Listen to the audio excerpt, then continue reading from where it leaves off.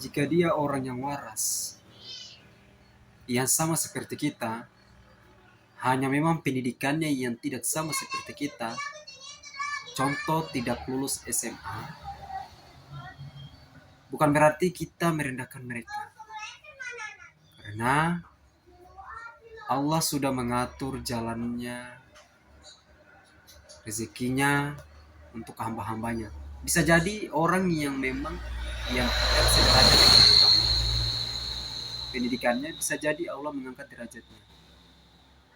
Jadi seburuk-buruknya orang, sebodoh-bodohnya orang, jangan dianggap pandang enteng. Ya, bisa jadi dia yang lebih sukses. Karena ingat, penyesalan itu selalu di belakang. Jangan sudah sukses baru mengaku teman, keluarga, atau saudara.